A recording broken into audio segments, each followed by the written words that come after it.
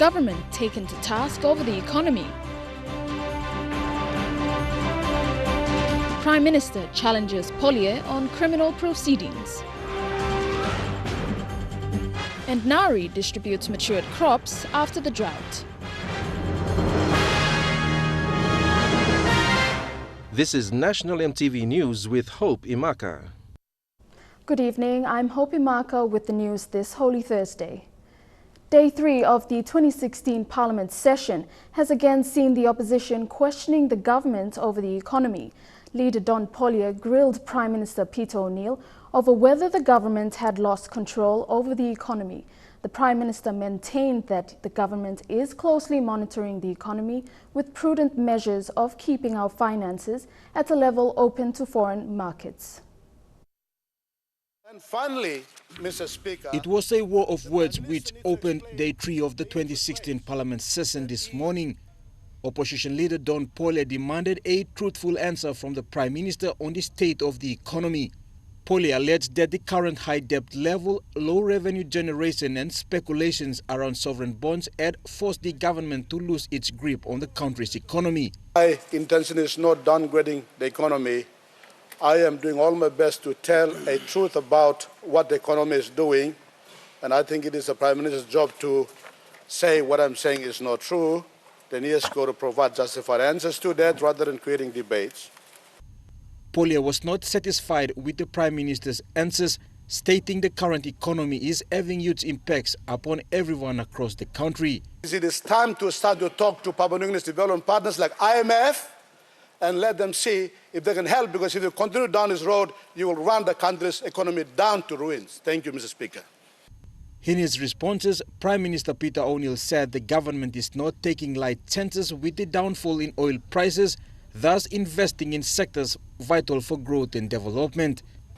When you talk about losing control of the economy, is when you have a situation where we are not paying our bills, when we are not paying our loans and our interests, when we are not having the revenues that is going to meet our obligations, we are not conforming to budget appropriations that are approved by this parliament.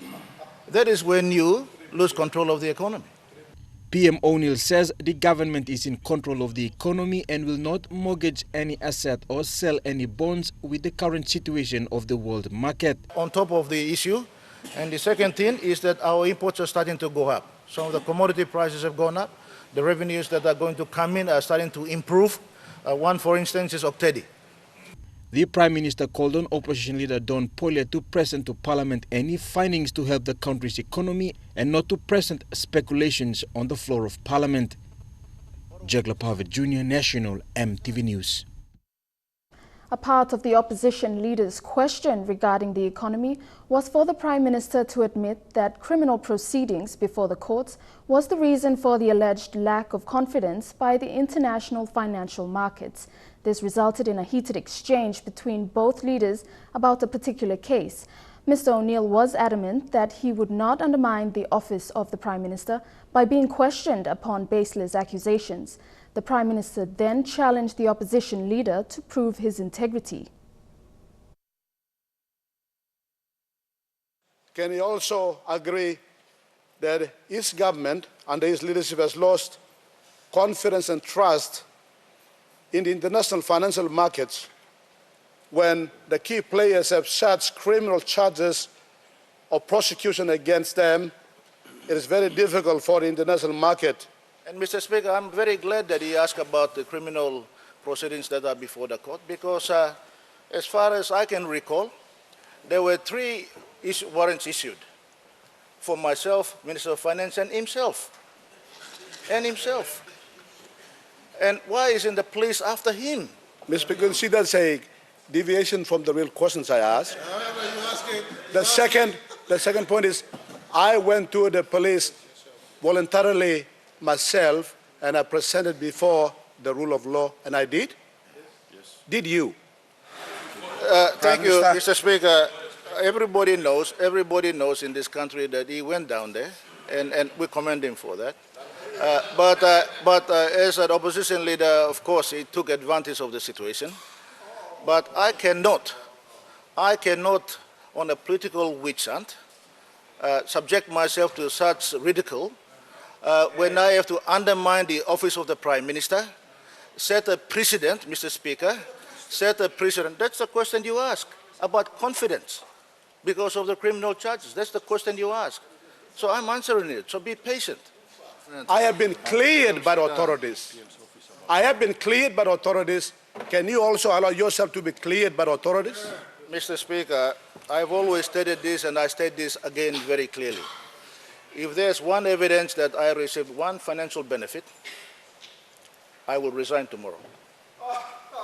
I will resign tomorrow. And I challenge the opposition leader to do the same. If he had received one single toya from Paraka lawyers, either him or his party, he does the same thing too. He does the same thing too. I challenge you to do the same. Papua New Guineans need to make decisive consumption choices to help the PNG economy. Prime Minister O'Neill said in Parliament today that practical things like growing rice locally and eating locally grown rice and using B-Mobile instead of Digicel Mobile. He made the statement while answering questions by Goroka MP Bire Kimisopa on the lack of foreign currencies in the economy. Member for Goroka Bire Kimisopa said only a handful of companies were using 70% of the limited amount of foreign currency in the economy, which is hurting other small businesses. Will the foreign currency rationings end? That's number one. Number two, it appears to me that the central bank is intervening in the market in terms of advancing a social and moral obligation by deciding who gets a fair stake of the available foreign currency. Now, can the government intervene and perhaps put an orderly system in place so that the 2 or 3 companies do not take almost 70% of the available foreign currency? The companies named were Trukai, Digicel and Puma Energy. In response, the Prime Minister said, while the government has no power over fiscal policies, which remains in the care of the central banks, he said this use of foreign currency is a result of the consumption choices of Papua New Guineans. That is why we need to start working with our own institutions, like for Digicel. Many of our people should transfer to be mobile and telecom. They're starting to be efficient. They've got the cable submarine, which is now feeding into their system, which is going to be a bit cheaper, so we don't have to buy satellites. So we need to make some adjustments like that. Secondly, we need to grow more rice. Cabinet has recently endorsed a very competitive regime for growing more rice in the country, so that we don't have to import large amounts of rice coming into the country. Like doing milk in the country, milking for cows, Mr. Speaker. Cabinet just approved a project that will go up in Hilimo, so that we don't spend another 350 million kina a year just importing milk. These are things that we can do to have import replacement that will save us spending foreign currency out of the country. Kimisopa also suggested during his question that Superfund contribution by both members and employers be freezed as a government intervention. Small businesses are perhaps looking for a way out of this. They're suffering from confidence. And my suggestion to the government is perhaps for the next 24 months or 2 years, we put a freeze on a mandatory contribution to the mandatory freeze on statutory contribution that's enjoyed by National Provident Fund and POSF. That will give our small businesses an opportunity to recover. Sarah Aupong, National EMTV News. Kundiawa Gambogol MP Tobias Kulang has requested the national government to act and restore the 50 million kina cut to Christian health services.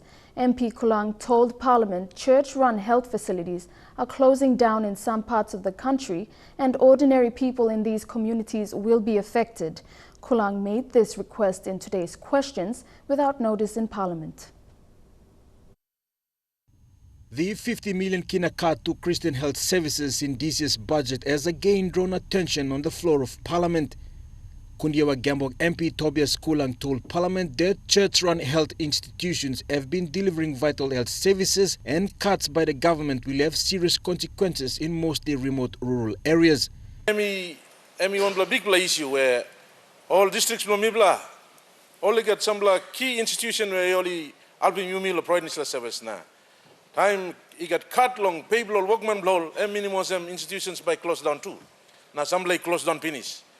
Despite the health minister not present during question time, MP Kulang requested if the government will ever make attempts to give back this 50 million kina to the Christian health services. You can save him some money, some hub. Now restore him this budget shortfall. Minister him talk around 50 million. He go back all church-run institutions so all can continue providing this important, very important service all people blame me. Thank you. Planning and Monitoring Minister Charles Abel stood on behalf of the Health Minister to answer the question. Minister Abel said the cut is around 35%, with the government increasing funds to the health sector. In fact, even if you look this year in the 2016 budget, under health management services, the budget has actually increased. It is just unfortunately we discover through the bureaucratic process and of course the adjustment to our budgets, 2015 supplementary budget and 2016, that there has been some reductions. Minister Abel applauded the work of churches and says the government is using other programs to support churches and deliver services to the people. It being revealed that there has been this cut, I want to assure the member that this government will make every effort, Acting Speaker, to make sure that that 50 million is replaced. The 50 million kina cut to Christian health services has now been discussed twice on the floor of Parliament this week. Jack Lopave Jr., National MTV News. The central bank is actively pursuing an IMF relief package to assist the country to clear backlogs of bills accumulated because of the low level of foreign currencies in the market. The Prime Minister revealed this during question time during Parliament today. The Prime Minister said the PNG foreign reserve is healthy, but the central bank can only intervene into the PNG market in small amounts of foreign currencies at a time. They come to the market with 10 million, 20 million US dollars. As a result, some of the large chunks are taken out by the big companies, and then the smaller mums and dads who are trying to pay school fees and things are struggling a bit. He said BSP has reported that most of the backlogs have been cleared. All the backlog except for 4 or 5 big companies. Prime Minister O'Neill said the central bank is working to create a temporary facility with IMF. To create a temporary facility of 250 million US dollars, which they will bring in to try and make sure that they pass it on to the commercial banks, who will then make sure they clear up the foreign currency backlog that we have. But Mr. Speaker, BSP has agreed to it, but the other 2 foreign-owned commercial banks have not agreed to it, and the negotiations are still going on. He further assured Goroka MP Bira Kimisopa that with Octedi back in operation, the country's revenue is improving, and this will be used to help Papua New Guineans first. Octedi brings in about 40 million US dollars every month. 40 million US dollars. Most of the revenue coming from that, I want to assure the honorable member for Goroka that it will be, majority of it will be placed for mums and dads and small businesses. I will make sure that happens. This is our company. We'll have to look after our people first. Sarah Aupong, National MTV News. The opposition called a media conference today following a report in one of the dailies that ECP Governor, Grand Chief Sir Michael Somare, said he did not second the vote of no confidence motion against Prime Minister Peter O'Neill. Sir Michael reportedly said the motion was defective because the opposition used the same one from last year instead of introducing a new one. This morning, the opposition said there was no law regarding an expiry date to signatures of a motion. Mr. Polye said he met with Sir Michael in a 2-hour meeting yesterday, and the matter was not mentioned at all by the Grand Chief. The opposition said if need be, it will file yet another vote of no confidence motion next week, and it will do everything in its power to test the numbers on the floor of Parliament. I want to tell the people of Papua New Guinea that this is the window of opportunity that people of Papua New Guinea want to see a democratic process in the motion of vote of no confidence to take place on the floor of Parliament, not to be thrown out by the committee. This is the only last time. National MTV News continues after the break with the day's other stories. Stay with us.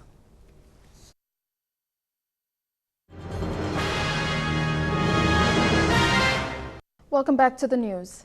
A team of crop experts from the National Agriculture Research Institute have begun increasing distribution of early maturing crops to areas that were affected by the drought. The cacao, corn and pest-resistant taro are being distributed to various parts of the country through districts and NGOs doing agriculture work. The move comes as NARI prepares for the seasonal dry period between July and December. The National Agriculture Research Institute says there's a 40% chance that seasonal dry conditions will return in July, marking the start of normal weather patterns. But the dry conditions will also affect those recovering from last year's drought. Director General Dr. Sergi Bang today announced that NARI is working to increase the production and distribution of drought-resistant planting material. If, however, by June we get another warning for El Nino to come in, then it means that the dry season will be extended. NARI hopes to have the planting materials sent to rural areas using NGO networks and district administrations. The main priority are early maturing varieties of cacao, cassava, yams and corn. This plot is an example of the work that NARI is doing here in Ley. This is early maturing corn that can be harvested within 70 days. NARI hopes to have the seeds redistributed amongst PNG communities when it matures. NARI's cacao expert Elik Guaf has also done a lot of work on early maturing cacao. It's important work particularly for Papua New Guinea, where cacao is a staple crop. The challenge that NARI is facing is that we are able to only provide what we call foundation material. They take what we have and they bulk it up for their own use. At NARI's trial farms at 10 Mile, there are several varieties of taro. Local taro was crossed with genetic material from Fiji, Samoa and other countries. It's resistant to disease. Some communities already have the varieties.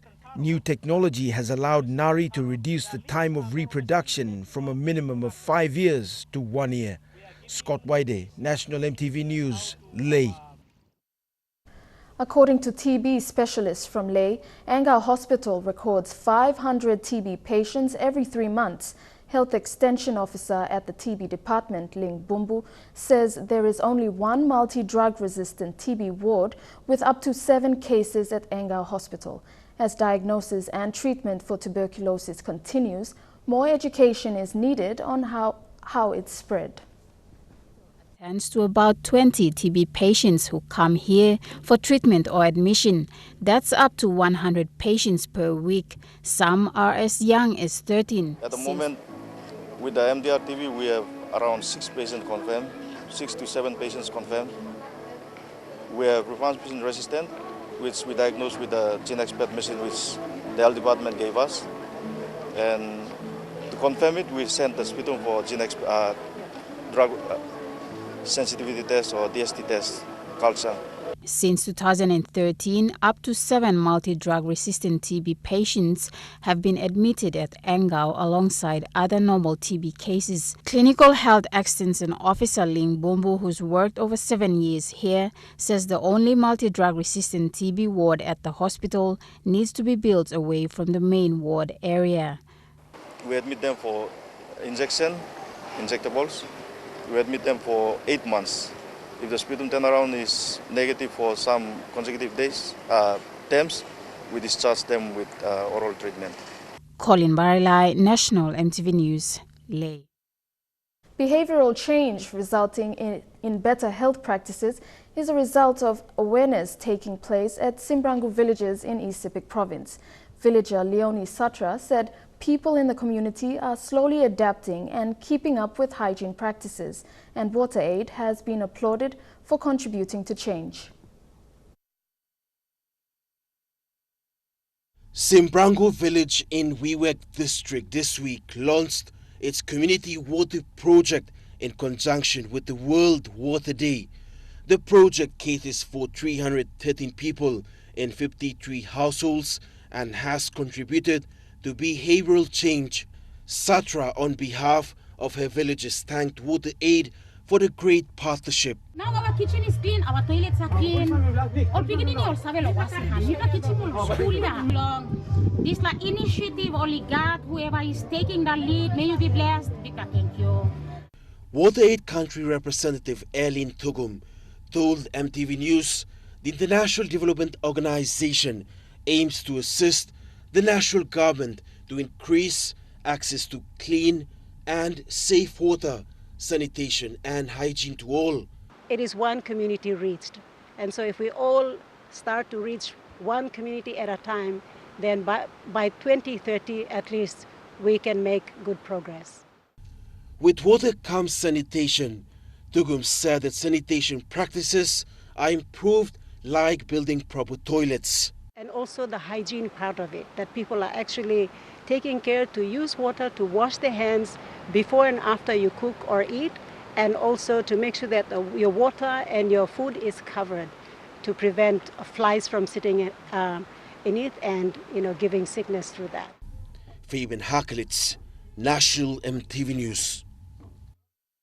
East Sepik Province must also promote the temporary special measures to encourage women to participate at all levels of politics.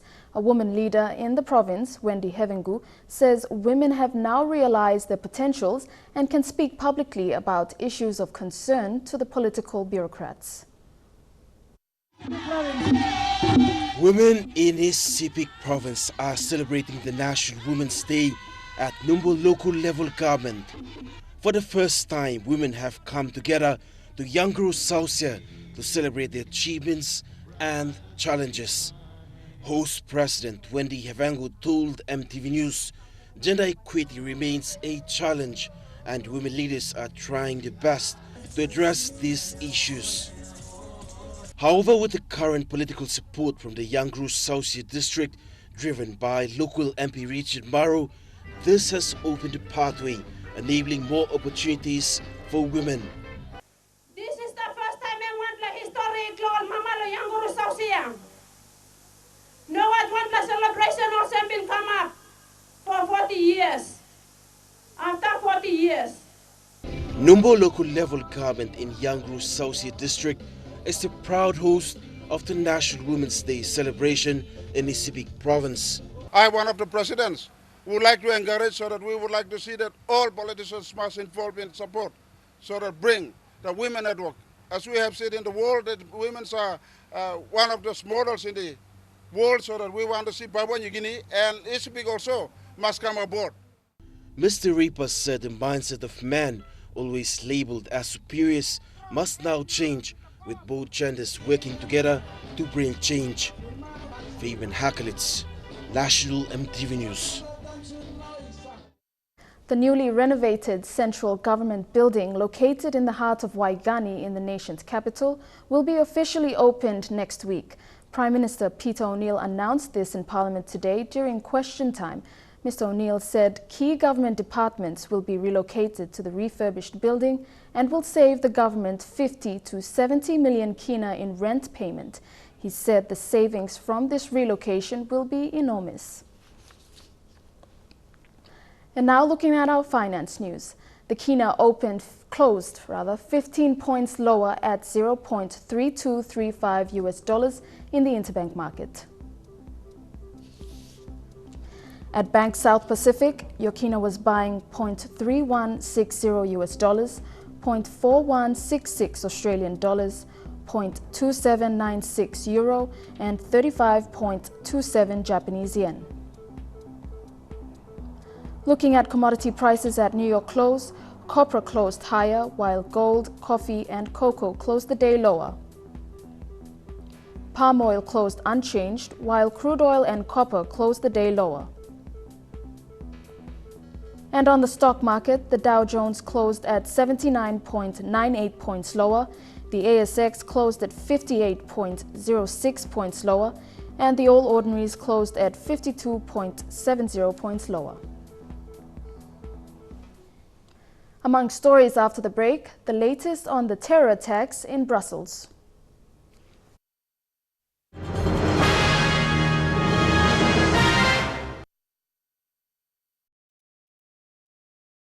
Welcome back to the news. The public, especially complainants, on many occasions have bad impression of police prosecutors when cases are dismissed and defendants are set free. However, prosecutors in Port Moresby highlighted the challenges they face every day and the need to have more prosecutors to tackle the increased number of crimes.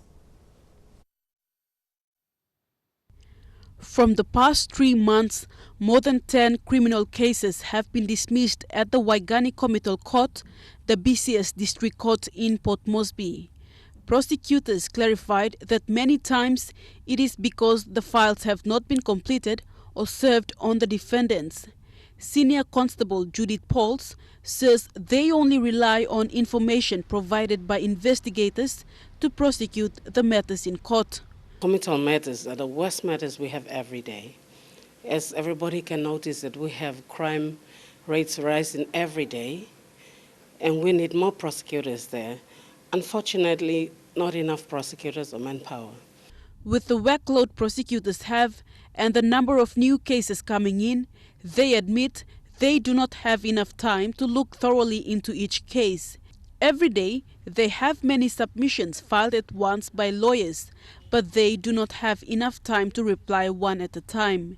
This shows the need to have more police officers become prosecutors and beef up the manpower and to carry on from those who left. The prosecution there's no members coming to prosecution, new members coming recruited to prosecutions. And the workload is so much for us, and the numbers, we are down with manpower. So it's hard to sit down and to analyze those evidence in the file and then to do a presentation in court. Just most of the time we just bring this hand-up brief to court and then we rely on those evidence that is contained in the file. Prosecuting and investigative skills are also a need for the prosecutors. Crimes today are not the same as the crimes in the past. The police prosecutors would also want to be involved in training and workshops, but this is not happening in the police force. We are short workshop, maybe 14 days or 3 weeks courses. They should include prosecutors, because at the end of the day, the end process comes to us, and we are the one to sit there and accuse before the court in relation to those matters. Bastenata Yama, National EMTV News. A probationary constable was shot on his left leg while attending to the complaint at a West Taraka settlement on Tuesday. Lay's West Taraka police were attending to a complaint by the public of a woman who was collecting fees for a house cry of one of the escapees shot dead during the recent jail breakout at Buimo. Policemen were outnumbered and attacked when they tried to get on the police vehicle. According to reports, a youth who had been hiding behind the police vehicle opened fire. Police reinforcement units moved into the area and searched the area, but the suspects escaped. They shot him on his leg, on his calf, on the left calf. He was brought to the hospital and has been treated and discharged. Fortunately, the bullet did not penetrate any of his bones, so the infection in bones, so he has been discharged and receiving medical treatment now. We are following up on it and doing investigations into this incident. We have identified the suspect already, and we're working around the clock, and I will make sure that this suspect is apprehended. Still in Ley, police on special operations to recapture the recent prison escapees have arrested 2 more escapees. The 2 were on remand when they escaped. Ley Metropolitan Commander Anthony Wagambi says one was arrested at West Taraka upon a tip-off. He was being harbored by his wife. The wife has since been arrested and charged. The second suspect was apprehended near the Ley District Courthouse after being spotted by the Special Operation Team. The 2 were brought back to Buimo and charges of escaping from lawful custody will be processed. A total of 247 families affected by a tribal conflict in Tarihela province have been supported with shelter kits. These families had their houses burnt down and looted during a tribal fight in December last year. This support is one of the activities implemented by the International Committee of the Red Cross in areas affected by conflicts. conflict in Kittigatu between two sub-clans living in the outskirts of Tarry Town destroyed lives of many families. More than 200 houses were either burnt down or looted by enemies. The International Committee of the Red Cross, or ICRC, through its Assistance Intervention Program, has had countless talks with community leaders to support families affected. With the communities, with the leaders, meeting the leaders, talking to them, introducing ourselves, then running some assessments in the area, going to check each and every house with our own eyes to have a good idea of the needs. For work, we need to have access to the area, access to the people affected by the conflicts. So this requires a lot of communication with all the leaders, all the communities. Also, it requires to promote the basic principles of our action, our independence, our neutrality, to be able to access all the needs of the affected population. Yesterday, more than 270 shelter kits were distributed to families from both sides affected. Fire they come up now. I got up ground only cook him over the house. So me blood no been. He got one blood standing. Me blood no kids. One blood standing. Me blood got run away. Nah, all me blood to take it through now. Long all Red Cross line. You blood he come. Nah, helping me blood. Long all kind of something or say me blood get need long. Me blood I'm giving me blood to take it through. Each shelter kit composed of 3 blankets, a mosquito net, 1 complete shelter kit, kitchen set, and sleeping mat. ICRC also supported families from other sub-clans who did not take part in the fight but had their houses destroyed. The ICRC has been working in Ella province since 2011, but constantly since 2014.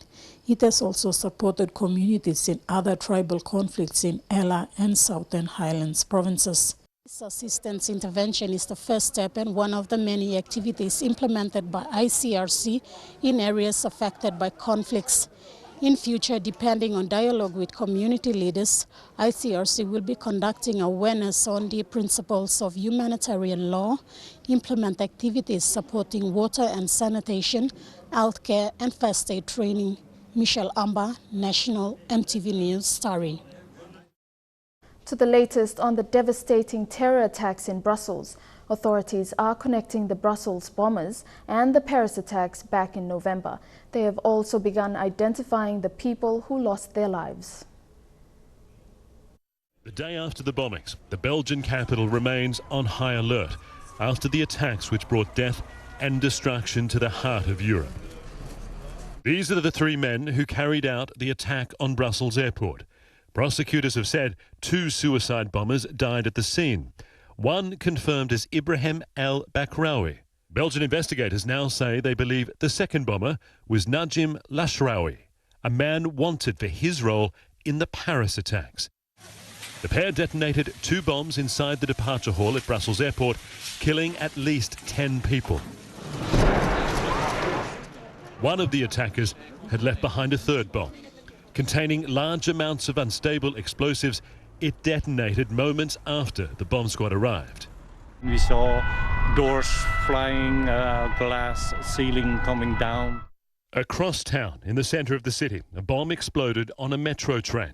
Investigators believe the brother of airport bomber Ibrahim, Khalid el-Bakraoui, detonated the device. Underground terror for morning travelers, killing many, injuring hundreds. Survivors desperately fleeing through the devastation and the dark. I felt an explosion and the train stopped in its tracks. The lights went out, the power went out, everyone dropped to the ground, they were screaming. Normally busy Belgium streets surrounded by landmarks of the EU transformed into hospitals rather than the home of European politics. The first victim to be identified, Adelma Marina Tapia Ruiz, killed during the attack at the airport. Originally from Peru, Tapia Ruiz had lived in Belgium for 6 years. She was at the airport with her husband and twin 3-year-old daughters. As families begin to mourn, hand in hand, the people of Brussels remembered, lighting candles and laying flowers for those who lost their lives. Trukai Sports next. I'll be back with the details.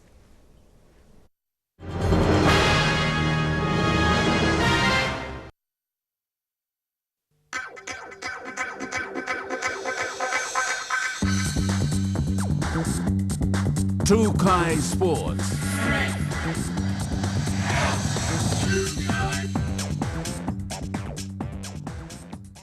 Welcome to Trukai Sports. The PNG men's national football team has gone down by 2-0 in the international friendly against the Solomon Islands in Honiara.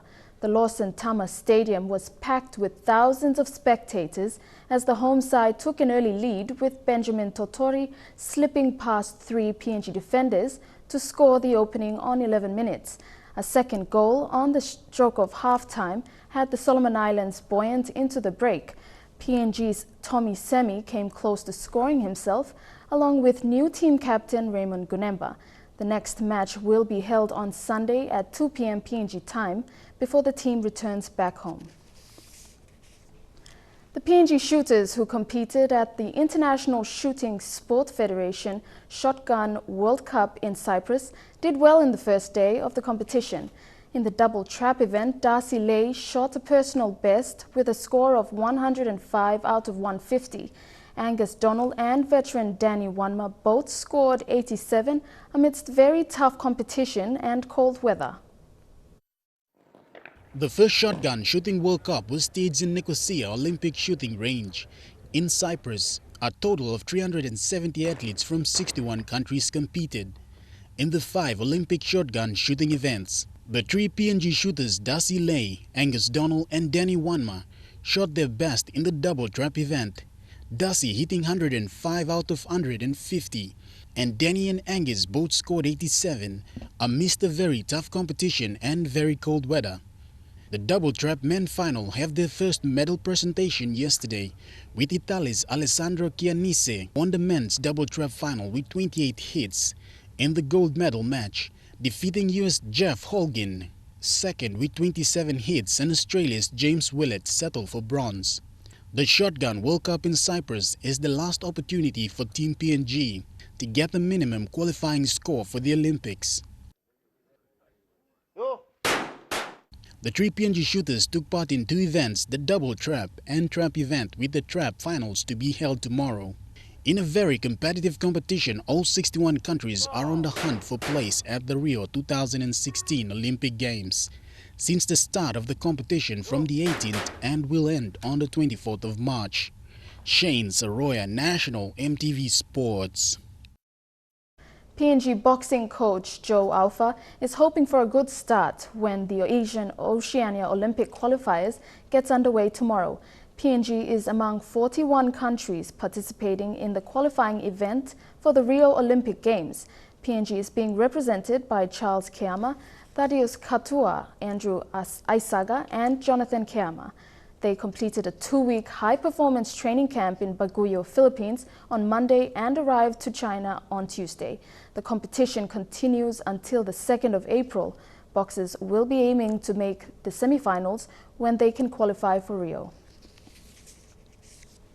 The Hebo PNG Barramundi's fast bowling unit had the privilege of meeting former Australian cricket great Rodney Hogg at Amini Park. Former Victorian, South Australian and Australian fast bowler, Hogg took time out of his busy schedule in Port Moresby to speak to the best fast bowlers in PNG. He gave them valuable pointers on improving the game in preparation for the upcoming ICC World Cricket League Championship match against Kenya in Port Moresby. Hogg, the former fast bowler whose style of bowling has been described as aggressive and fast, was an inspiration to the Barramundis. PNG Barramundi's fast bowler Norman Vanwa described meeting Hogg as an honor and privilege. During the meeting, Hogg challenged the bowlers to show a lot more aggression in their bowling style and not show signs of weakness, and most of all, to have belief in their abilities. Hogg returned to Melbourne, Australia on Sunday, where he is now a corporate motivational speaker and cricket commentator. Elijah Levitt, National EMTV Sports. PNG Netball is looking for new talents this Easter weekend. The association will host a camp at the Rita Flynn Netball Indoor Complex starting tomorrow. Officials aim to scout potential under-21 players for the World Youth Cup qualifier later this year. The national team, the Pepes, and senior netballers will assist the tryouts tomorrow. Matches start at 8 a.m. and end at 4:30 p.m. Trukai Sports continues after the break. Stay tuned.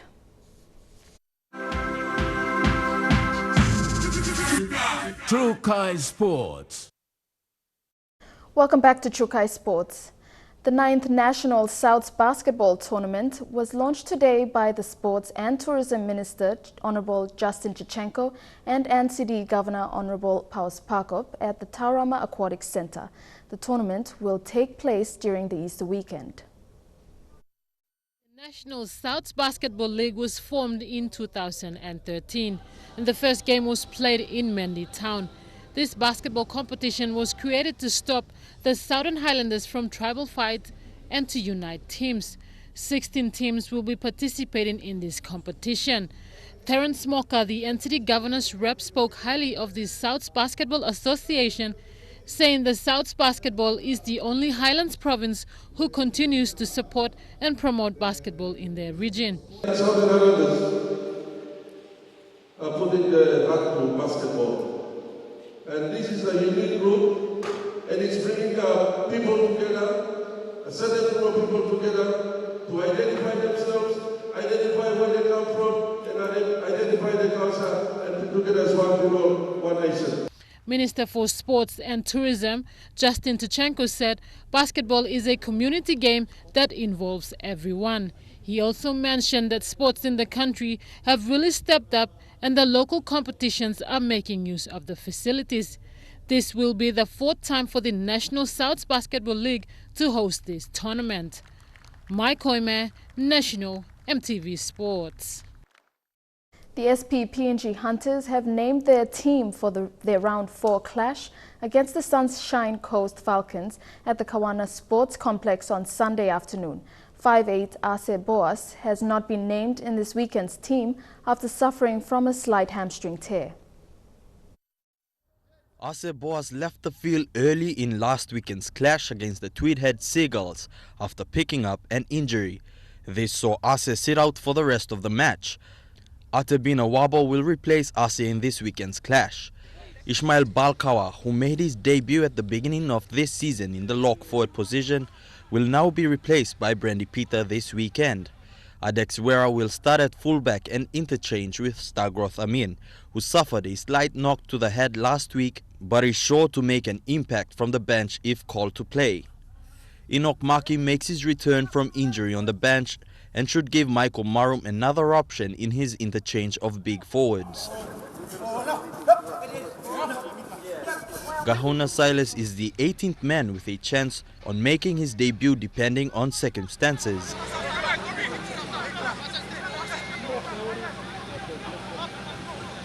The Falcons should be ready for a big game against the Hunters as they defeated the Belay Bears in a good encounter at PZ Park last weekend.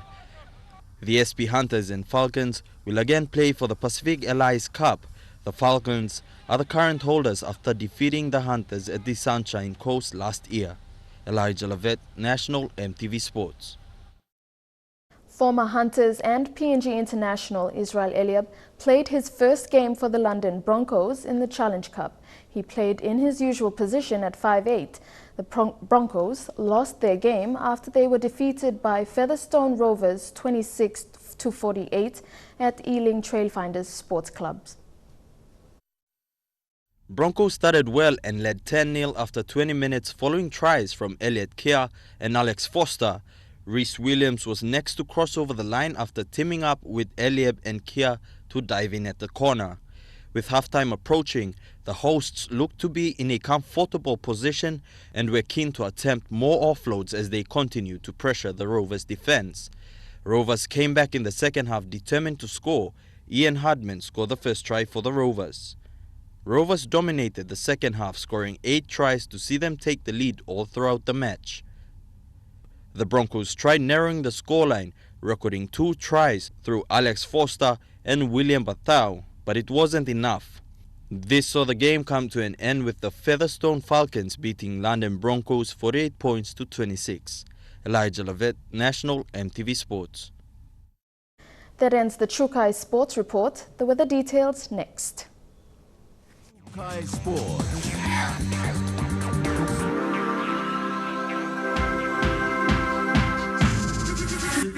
Trukai Sports. Your weather forecast for tonight and tomorrow. In the southern region, mostly fine for all centers. In the Momase region, a shower or two for Lae, Wewak and Vanimo, and some showers for Madang. In the New Guinea Islands, a shower or two for all centers. And in the Highlands region, a shower or two for all centers as well. Now recapping our main stories for tonight. The government taken to task over the economy. Prime Minister challenges Polye on criminal proceedings. And NARI distributes matured crops after the drought. And that's the news, sports and weather for tonight, Thursday, the 24th of March, 2016. On behalf of the entire news team, I'm Hope Imaka. Pleasant viewing. Good night.